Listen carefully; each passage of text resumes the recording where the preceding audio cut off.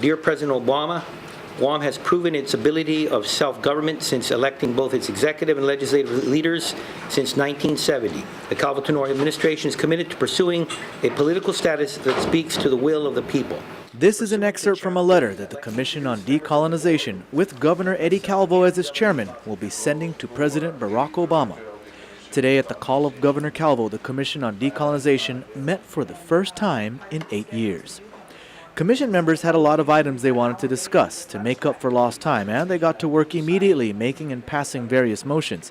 They set the schedule of meetings to happen every 2 weeks and added items to be discussed during the next meeting's agenda. One of the first questions brought up was who exactly has the right to vote for Guam's political status, a vote known as the plebiscite. Public Law 23147 states that once the political status choice has been made by the Chamorros, then every registered voter gets a chance to vote on the ratification of the Constitution that follows after the choice is made. Another issue brought up was funding for the Commission to send representatives to the UN. We are there with spirit, but we have to start working on the financial issues and how are we to logistically have representation there at this next meeting.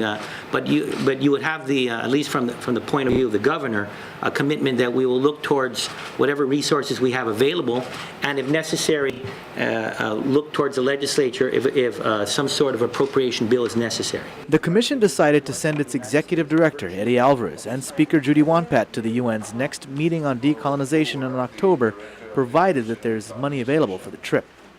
Another issue that was brought up was the reunification of the Marianas Islands. Having said all this, then participating in self-determination for Guam, I don't necessarily 100% support it, because what this self-determination is doing is solidifying and cementing the separation of our people with Northern Marianas.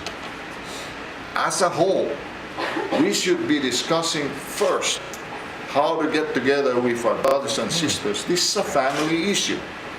And then let's figure out what will be the entire Mariana Archipelago's political status. They will discuss the possibility of creating a task force to study the reunification of the Marianas during the next meeting. The governor says this commission will have to take a serious look at all the pros and cons of the different types of political statuses before them, namely statehood, free association, independence, or the status quo. We're moving from the status quo, and I think we all agree the status quo is not where we want to be. Whatever the end result may be, the commission members were extremely happy that Governor Calvo has taken the first step towards political self-determination today. Trini Torres thanked the governor for convening this first meeting of the formerly defunct commission in years.